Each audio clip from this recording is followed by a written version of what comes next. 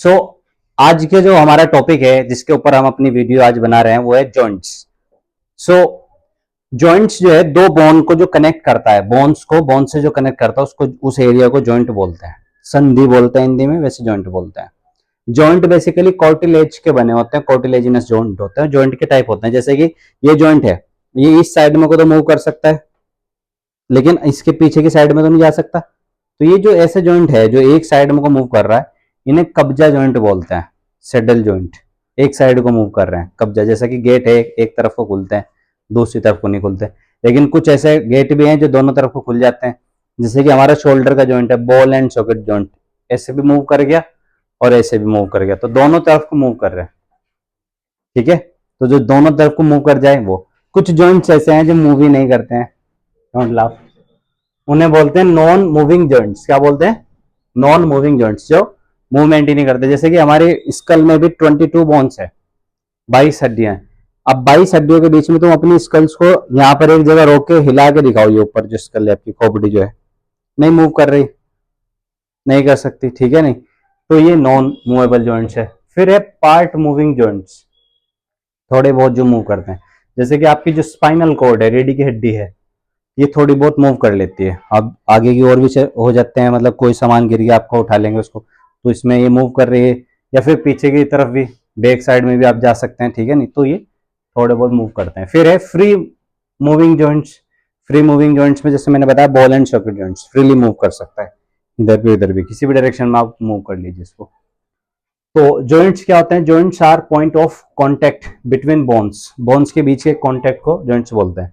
अच्छा, जॉइंट्स के बारे में खास बात, जॉइंट की जो डिस्कवर, जॉइंट के बारे में जो बताया एग्जैक्ट इसका नंबर कितना है, वो सबसे पहली बार first of all in entire world, पूरी दुनिया में, वो बताया हजरत मोहम्मद सल्लल्लाहु अलैहि वसल्लम ने, प्रॉफिट। तो उन्होंने सबसे पहली बार जॉइंट्स के बारे में बताया कि ह्यूमन बॉडी में 461 जॉइंट्स है अप्रोक्स, ठीक है, इतने जॉइंट्स बताए गए। फिर बाद में एनसीईआरटी वगैरह में, या फिर जो है अगर आप और भी बुक्स वगैरह पढ़ते हैं तो वहां पर भी 421 या फिर 360, 360, ज्यादातर अगर आप बुक्स देखते हैं आजकल उनमें 360 जॉइंट्स आते हैं, ठीक है। लेकिन पहली बार जो बताया वो पैगंबर ने बताया, ठीक है ना। अब उसके बाद में देखते हैं बिटवीन बोन्स एंड कार्टिलेज। ये जो है बोन और कार्टिलेज के बीच में होते हैं joints. They are three types, तीन तरह के जॉइंट्स होते हैं, इनके नाम आपको याद रखने हैं। नंबर 1 होते हैं fibrous joint, immovable joint. Fibrous, या नाम याद रखिएगा, इमूवेबल। इमूवेबल मतलब ये मूव नहीं करते हैं। और ऐसे जॉइंट मैंने बताया जो मूव ही नहीं करेंगे, इमूवेबल है। जैसे कि हमारी स्कल में, खोपड़ी में जो जॉइंट्स हैं वो क्या क्या क्या है? इमूवेबल है, मूव ही नहीं करते।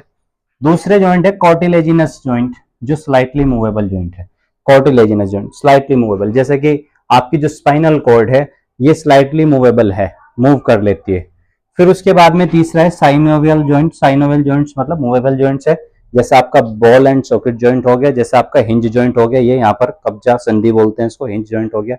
इसी तरीके से देखते हैं आगे, 3 टाइप के पता चल गए आपको। फिर नंबर 1 वाले जो थे, जिसे आप फाइब्रस जॉइंट कह रहे थे, फाइब्रस जॉइंट। फाइब्रस जॉइंट में पहले इमूवेबल जॉइंट्स हैं, मूव नहीं करेंगे, ठीक है ना। Example, citrus between flat skull bone. ये स्कल बोन जो है आपके, इसके बीच में सिट्रस होते हैं, ये रहे, देख रहे हैं। तो ये यहाँ पर ये मूव थोड़ी करेंगे, खोपड़ी थोड़ी मूव करेगी इधर से उधर, तो फिक्स हो गई एक जगह पर। तो ये मूवेबल जॉइंट्स है स्कल के बीच में। फिर कॉर्टिलेजिनस जॉइंट है। कॉर्टिलेजिनस जॉइंट्स में स्लाइटली मूवेबल है, थोड़े बहुत मूव कर जाते हैं। Bones are joint together with the help of कॉर्टिलेज।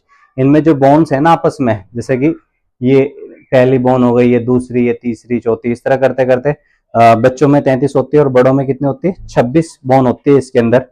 आपको मैंने ये बताया हुआ है, 26 बोन इसके अंदर होती है। तो ये 26 की 26 हड्डियां जो है किसके जरिए से जुड़ी हुई है? ये जुड़ी हुई है कॉर्टिलेज के जरिए से। किसके जरिए से? कॉर्टिलेज। कॉर्टिलेज इस तरह के स्ट्रक्चर, जैसे कान के बाहर वाला एरिया है ना, ये ईयर पिन्ना बोलते हैं, ये कॉर्टिलेज का है। ऐसे स्ट्रक्चर से, चबनी जिसे बोलते हैं, बस ऐसा स्ट्रक्चर। फिर example, joints between the adjacent vertebra. तो वर्टिब्रा के बीच में ये जो है जॉइंट चाहिए, तो ये जॉइंट्स कौन से हो जाएंगे? कॉर्टिलेजिनस जॉइंट हो जाएंगे। वर्टिब्रा जो होती है आपकी रीढ़ की हड्डी, उसके एरिया, उनके नाम है। पहला एरिया है सो स्लाइटली मूवेबल जॉइंट्स जो होते हैं, ये बोन्स को बोन से जोड़ते हैं कॉर्टिलेज की मदद से, और होते हैं स्पाइन के बीच में। स्पाइन यानी कि रीढ़ की हड्डी के बीच में, स्पाइन के पार्ट है, एक तो है सर्वाइकल वर्टिब्रा जो गर्दन में, आपने देखा होगा ना गर्दन में कभी ऐसा हो जाता है आप सो के उठे और ना गर्दन इधर को घूम रही ना इधर को घूम रही, दर्द होता है कभी कभी, तो डॉक्टर के जाते हैं, डॉक्टर कहते हैं सर्वाइकल प्रॉब्लम है। क्या कौन सी प्रॉब्लम है? सर्वाइकल। कभी कभी ये वाली जो हड्डी है ना इनमें कुछ इस तरह की प्रॉब्लम हो जाती है, सर्वाइकल में दिक्कत हो जाती है, तो सर्वाइकल बोनते हैं। 7 बोन है इसके अंदर, सर्वाइकल के अंदर। फिर ये थोरैकिक वर्टिब्रा है, थोरैकिक रीजन है, ठीक है ना, ये यहाँ सर्वाइकल के जस्ट नीचे से यहाँ से लगा के और नीचे तक के ये जो रीजन है ना बीच में, ये थोरैकिक रीजन है। फिर थोरैकिक के बाद में आता है ल्यूम्बर। कौन सा एरिया है? ल्यूम्बर वाला एरिया है, ठीक है ना, ये ल्यूम्बर वाला। और फिर इसके नीचे सैक्रम बोन है और सैक्रम के नीचे कॉक्सिस बोन है, जो आपकी पहले पूंछ होती थी रीढ़ की हड्डी में। आपने सुना भी होगा कभी कभी किसी किसी की प्रॉब्लम आ जाती है इसमें, डुड्डी कहते हैं, खिसक गई या कुछ हो गया, प्रॉब्लम आ गई, बहुत दिक्कत होती है इसमें, बैठने में भी, हर चीज में सरक वरक जाती है। और आपको पता है डिस्क स्लिप हो ही जाता है, अगर ये स्लिप हो जाए एक दूसरे के ऊपर से तो फिर तो बहुत प्रॉब्लम हो जाती है, ठीक है नहीं। फिर रेस्ट करना पड़ता है लगभग 6 मंथ तक, वो भी बिल्कुल फ्लैट स्थान पर, ऊंचा नीचा नहीं होना चाहिए, बिल्कुल फ्लैट जैसा तखत टाइप का, ऐसी जगह पर। फिर साइनोवियल जॉइंट है आपके। साइनोवियल जॉइंट जो है मूवेबल जॉइंट होते हैं, पूरी तरीके से मूव कर सकते हैं। तो they are characterised by the presence of fluid filled synovial cavity between articulating surface of the two bones.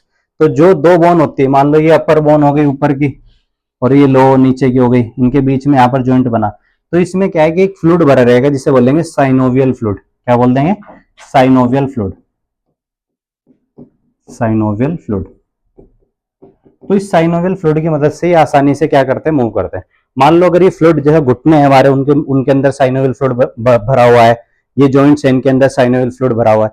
अगर ये साइनोवियल फ्लूइड कम हो जाता है, जो कि एजिंग में हो ही जाता है, जब इंसान जो है 55 प्लस हो जाता है या 60 प्लस हो जाता है, तो इस तरह की प्रॉब्लम आई जाती है, साइनोवियल फ्लूइड कम हो जाता है, तो जो फ्रिक्शन है वो होने लगता है जॉइंट्स के बीच में। मान लो आप जॉइंट को मूव कर रहे हैं तो फ्रिक्शन होगा, उनमें घर्षण होगा, जब उनमें फ्रिक्शन होगा तो दर्द होगा ऑटोमेटिकली।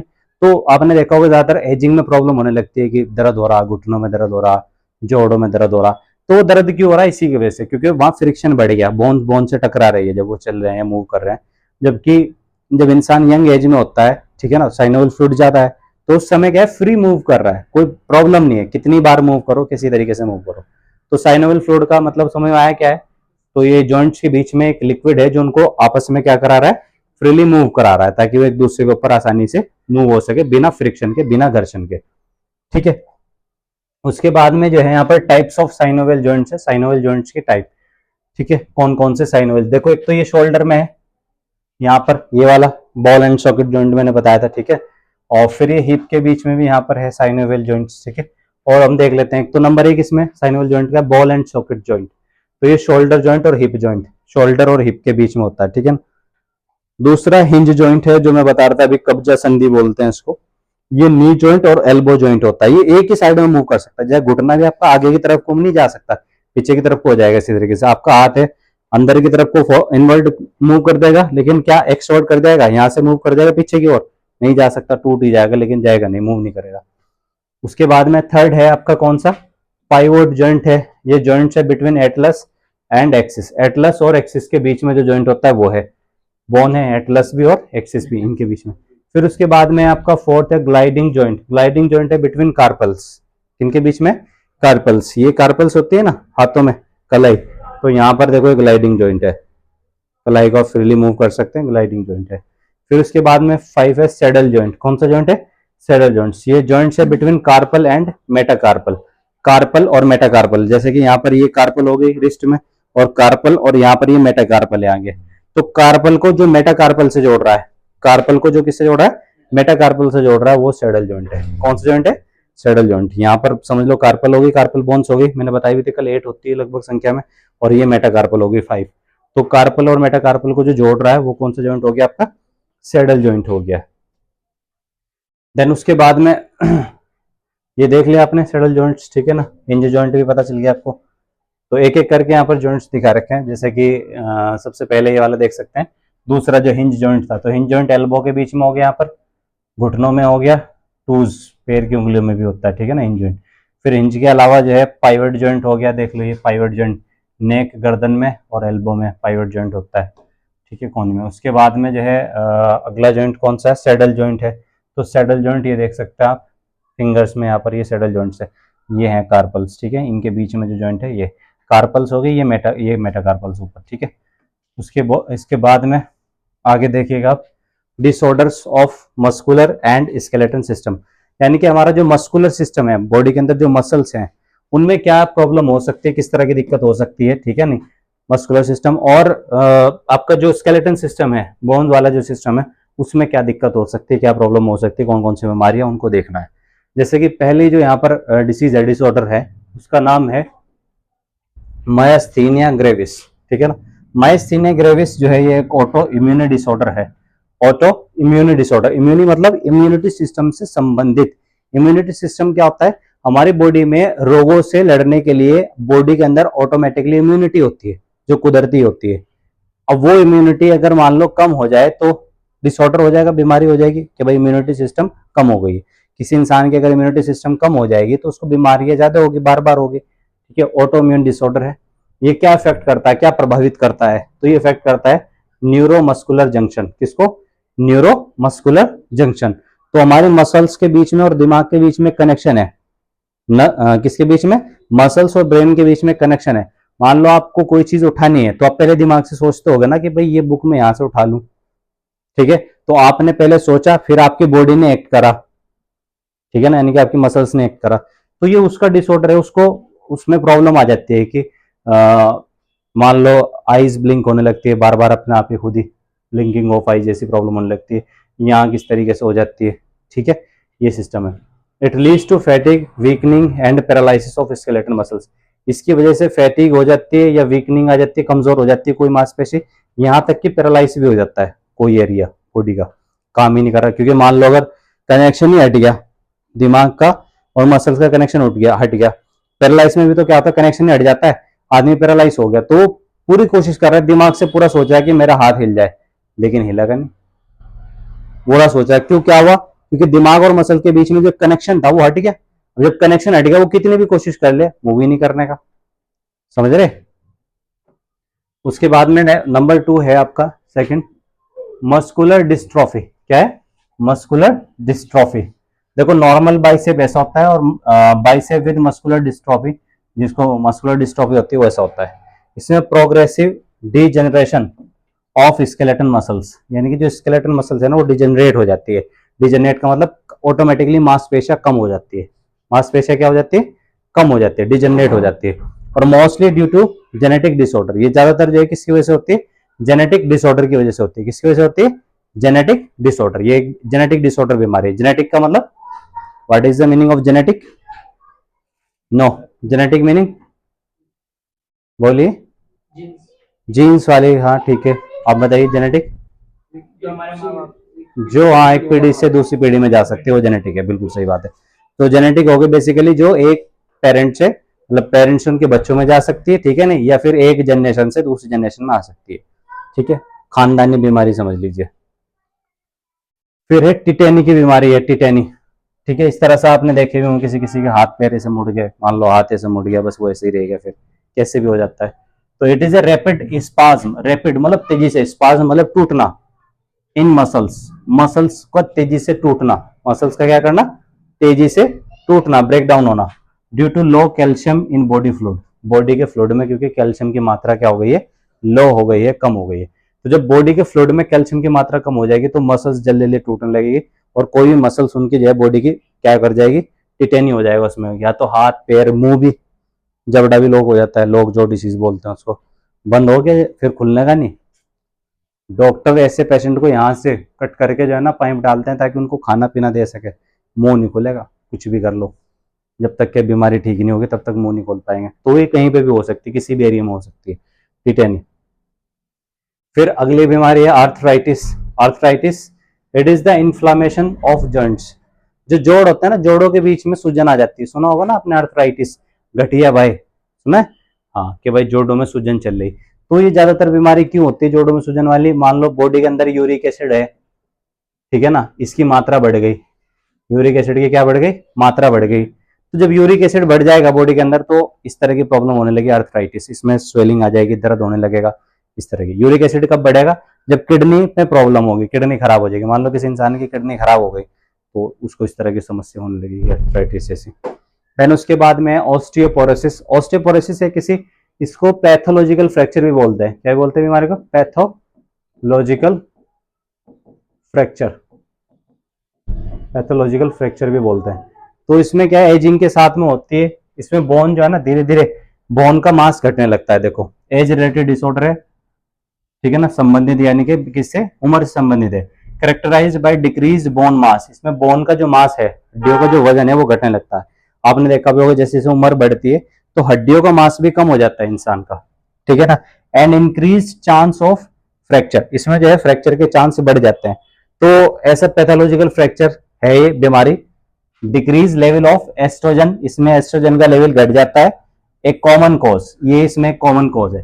तो इसमें एस्ट्रोजन जो फीमेल में रिलीज होता है ना, उसका लेवल घट जाता है, ठीक है ना, इसकी वजह से ये बीमारी होती है। अब इसमें समझना क्या है आपको, पैथोलॉजिकल फ्रैक्चर, मान लो कोई इंसान है, उसको ये प्रॉब्लम हो गई है ऑस्टियोपोरोसिस, और वो कूद रहा था कहीं से, चाहे थोड़ी जगह से कूद रहा था, तो उसकी बोन टूट गई, कोई हड्डी टूट गई, ठीक है ना, ऑस्टियोमलेशिया भी बोलते हैं इसको, कि भाई बोन का फ्रैक्चर हो जाना, ठीक है।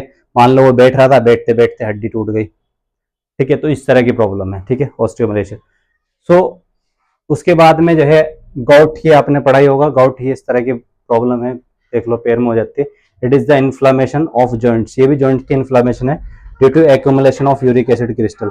तो गोट, ये गठिया बोल रहे हैं इसको, क्या बोल रहे हैं, गठिया, गठिया भाई, वो गठिया खाली, तो गठिया हो जाती है, तो बहुत खतरनाक है, लाइलासी बीमारी समझ लो है एक तरीके से। यूरिक एसिड की मात्रा बढ़ जाती है, और यूरिक एसिड जाके जॉइंट्स में बीच में जमा हो जाता है, जॉइंट के बीच में। बहुत खतरनाक बीमारी है, बैठा उठा भी नहीं जाता इंसान से। फिर उसके बाद में जो है फ्रैक्चर है। फ्रैक्चर, तो फ्रैक्चर का मतलब तो सीधा सीधा के बोन का ब्रेक हो जाना, ठीक है ना। तो फ्रैक्चर में आपका हेयरलाइन फ्रैक्चर है, हेयरलाइन फ्रैक्चर सुना होगा ना आपने, हेयरलाइन फ्रैक्चर।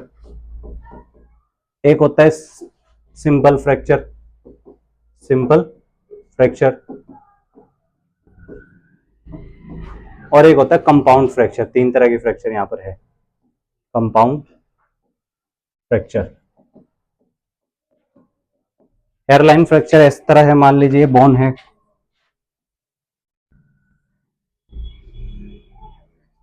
तो इसमें ऐसे बाल से दिखाई देगा, ठीक है ना, हेयर, बाल से दिखाई दे रहा है। बोन में क्या दिखा रहा है, बाल, हेयर। तो कहते हैं ना हड्डी में बाल आ गया, सुना होगा आपने, तो hair line fracture, hair line fracture, हड्डी में बाल आ गया। इसमें बेसिकली हड्डी पूरी तरीके से टूटती नहीं है, बस उसमें थ्रेड जिसको जिसको बोलते हैं ना, इस तरह से आ जाती है।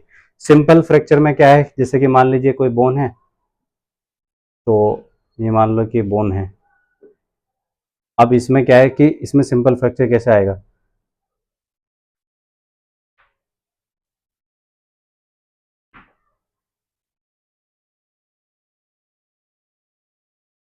तो आप देख रहे हैं यहाँ से, मान लो एक एरिया से बिल्कुल टूट गई, यहाँ से अलग हो गई, ठीक है ना, इस तरीके से, ये इसका इतना एरिया टूट गया, बिल्कुल अलग हो गया, ना लग रहा, तो ये कहीं सिंपल फ्रैक्चर है, बिल्कुल टूट गई एक जगह से। कंपाउंड फ्रैक्चर में क्या होगा,